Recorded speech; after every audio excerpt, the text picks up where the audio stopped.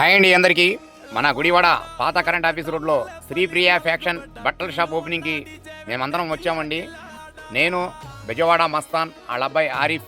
ఈ ఓపెనింగ్కి మేమందరం కలిసి ఇక్కడ గుడివాడ పాత కరెంట్ ఆఫీస్ రోడ్లో శ్రీప్రియ ఫ్యాక్షన్ బట్టల షాప్కి వచ్చామండి.